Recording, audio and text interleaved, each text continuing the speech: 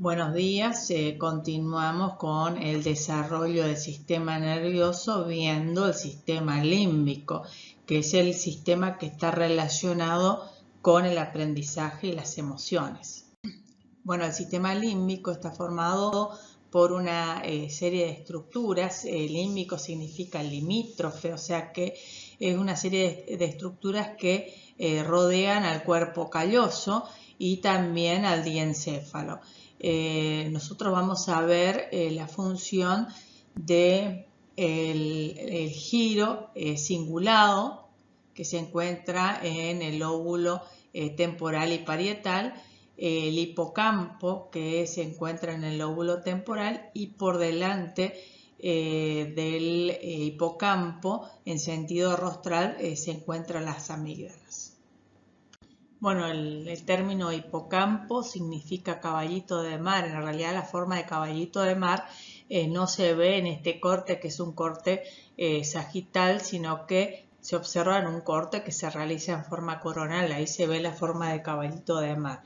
El hipocampo es importante centro, o sea, un importante centro donde se forman los recuerdos.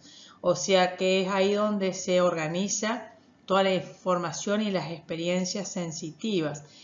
Pero después esos recuerdos, esas experiencias sensitivas se van a almacenar en la memoria a largo plazo, en la corteza cerebral, o sea, en diferentes zonas de la corteza cerebral, y eso se conoce como consolidación de la memoria.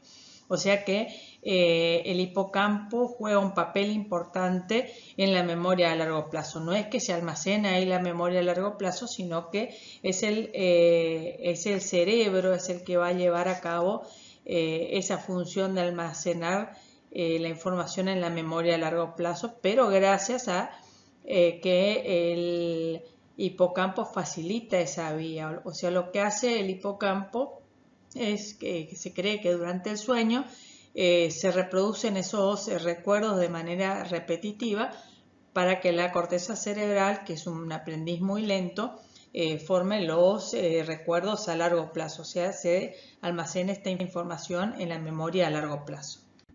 Bueno, resulta que mucho de lo que se sabe es gracias a accidentes o a cirugías que fueron realizadas para solucionar otro problema. En el caso de este señor Henry Molaison, le tuvieron que extirpar parte del lóbulo frontal y también el hipocampo, porque él tenía ataques epilépticos que eran muy graves, y entonces después de la remoción justamente del hipocampo, él lo que había perdido era la memoria retrógrada, o sea, sufría de amnesia retrógrada. Cuando hablamos de amnesia, hablamos de la pérdida de la memoria declarativa, no procedimental, ¿sí? Entonces él perdía la memoria declarativa, o sea, todo lo que pasó después de que le extirparon el hipocampo.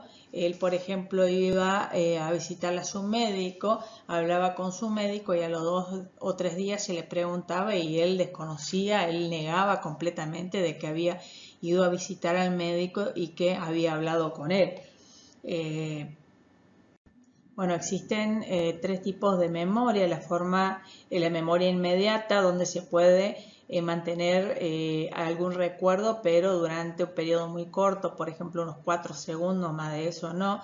Después, la memoria a corto plazo, donde se puede recordar mientras se está repitiendo o mientras que uno esté concentrado algo durante más o menos entre un segundo a una hora, pero si uno se distrae o pierde la concentración o deja de repetir, se olvida. Y después tenemos la memoria a largo plazo, donde juega un papel importante el hipocampo, que es un tipo de memoria que permanece durante toda la vida. Puede almacenarse información, pero no en forma limitada, sino en forma ilimitada. Y bueno, ¿qué diferencia hay entre la memoria declarativa y la procedimental? Porque yo por ahí hoy mencioné de que en el caso de que se le estirpe el hipocampo, pierde la memoria declarativa. O sea, la memoria declarativa es la retención de acontecimientos que pueden ponerse de manifiesto con palabras, por ejemplo, números, nombres, fechas. En cambio, la memoria procedimental es la retención de habilidades motoras, por ejemplo, atarse los cordones de las zapatillas, escribir a máquina o, por ejemplo, andar en bicicleta o ejecutar un instrumento. La memoria, entonces, a largo plazo se almacena en la corteza cerebral gracias a que juega un papel importante en la formación de los recuerdos y la organización de las experiencias sensitivas y cognitivas que lo realiza el hipocampo. O sea, el hipocampo es fundamental en la memoria a largo plazo. Pero recuerden que la memoria a largo plazo se almacena en diferentes áreas de la corteza cerebral. ¿Y qué ocurre a nivel de la corteza cerebral? Principalmente cambios a nivel sináptico. Puede ocurrir remodelado físico de la sinapsis, formación de nuevas sinapsis, aumento del número de espinas dendríticas que aumentan la superficie de la sinapsis también. Se forman más terminaciones axónicas. También entonces pueden ocurrir cambios a nivel molecular como el aumento de receptores que se conocen como NMDA, ¿sí? NMDA. Bueno, ¿y qué tiene que ver el sistema, o sea, el hipocampo con las emociones? Las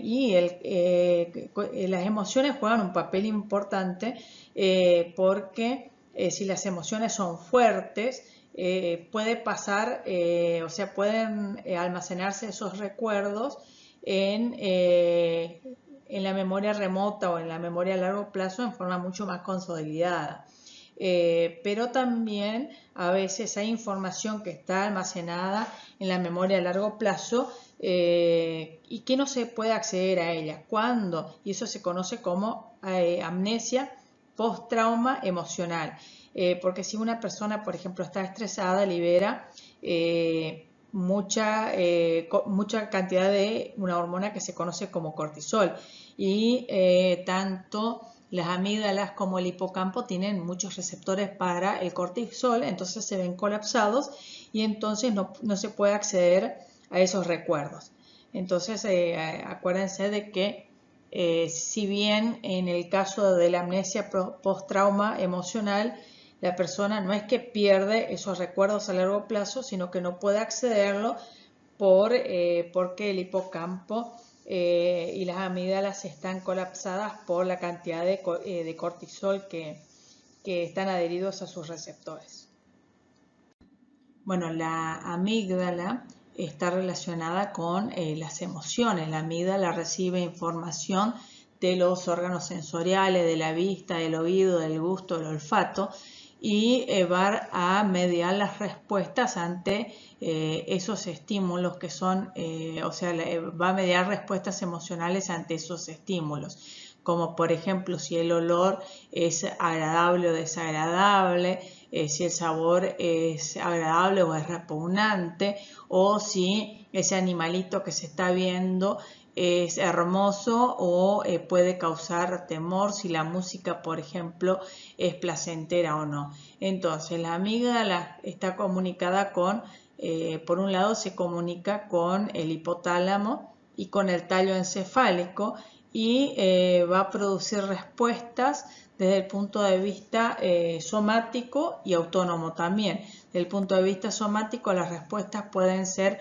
una expresión de alegría, de tristeza, de agrado, de desagrado, o sea, va a provocar contracciones en los músculos del rostro para provocar diferentes expresiones faciales y también a nivel autónomo va a producir cambios viscerales, como por ejemplo aumento de la frecuencia cardíaca, respiratoria, contracción o relajación de los vasos sanguíneos, provocando un aumento o disminución de la presión arterial. También, por ejemplo, si el olor es repugnante, puede causar náuseas y vómitos. Bueno, por otro lado, también la información de la amígdala llega a la corteza frontal, donde la corteza frontal va a decidir la manera de que el individuo va a responder a esos sentimientos, o sea, cómo va a expresar el amor, cómo va a controlar la ira o la angustia, o en el caso de que esto le causó miedo, cómo sobreponerse al miedo. O sea, es el que controla la forma de expresar estas emociones. Bueno, en animales cuando se estimula las amígdalas con electrodos, lo que ocurre es que manifiestan ira, y si se le extirpa las amígdalas se manifiesta mansedumbre. Bueno, por otro lado, las amígdalas también por efecto de las hormonas sexuales son las responsables de la excitación sexual y el instinto de cópula. Por otro lado, también cumple un papel importante el área, el lóbulo frontal de la corteza cerebral, porque es el que me dice, no, mira, somos humanos, y media ese instinto de cópula. Entonces acá no debemos, comportate. Pero también las amígdalas es el centro de todos los instintos maternos como protección de la cría. La amígdala es un conjunto de núcleos de neuronas localizadas en la profundidad de los lóbulos temporales. La amígdala forma parte del sistema límbico y su papel principal es el procesamiento y almacenamiento de reacciones emocionales. ¿Qué relación tiene la amígdala con las emociones? Es la responsable de que podamos escapar de situaciones de riesgo o peligro. La amígdala parece tener relación en el manejo de nuestras emociones, así como en otros procesos psicológicos básicos, como el aprendizaje y la memoria. La amígdala es como un interruptor que conmuta aquellos sentimientos que nos arrebatan la razón en los momentos de tensión. El secuestro por la amígdala es un término acuñado por el psicólogo Daniel Goleman, autor e investigador en el campo de la inteligencia emocional, que hace referencia a una explosión emocional que sobrepasa los límites emocionales habituales en el individuo. No estamos hablando de ningún trastorno psicológico, sino de un episodio de alta emocionalidad que llega a anular la capacidad de la persona para pensar con claridad, de forma que actúa totalmente cegado por sus emociones, secuestrado por su estado de alta activación emocional. La amígdala guarda y maneja nuestras emociones más irracionales. Se encarga de regular las sensaciones. La amígdala nos ayuda a buscar la estrategia necesaria para solventar una situación de estrés, miedo o peligro y nos da una visión equilibrada de lo que sucede a nuestro alrededor. En definitiva, es la parte del cerebro que permite que no nos dejemos llevar por el pánico y la ansiedad. La amígdala prepara una reacción emocional ansiosa e impulsiva, pero otra parte del cerebro se encarga de elaborar una respuesta más adecuada. El regulador cerebral que desconecta los impulsos de la amígdala parece encontrarse en el extremo de una vía nerviosa que va al neocórtex, en el lóbulo prefrontal. El área prefrontal constituye una especie de modulador de las respuestas proporcionadas por la amígdala y otras regiones del sistema límbico, permitiendo la emisión de una respuesta más analítica y proporcionada. Las emociones son importantes para el ejercicio de la razón. Entre el sentir y el pensar, la emoción guía nuestras decisiones, trabajando con la mente racional y capacitando o bloqueando irracionalmente al pensamiento. Bueno, el giro cingulado es el que nos hace más humanos. Acuérdense que el giro cingulado no está desarrollado en los animales y es la vía de comunicación entre las amígdalas, el hipocampo, el hipotálamo con la corteza frontal y la corteza parietal. Interviene en la planificación de acciones, en el razonamiento, en la abstracción. También modula los matices emocionales, controla también la ejecución, durante la ejecución detecta errores, supervisa las tareas, o sea que en todo momento mantiene las respuestas adecuadas a ciertos estímulos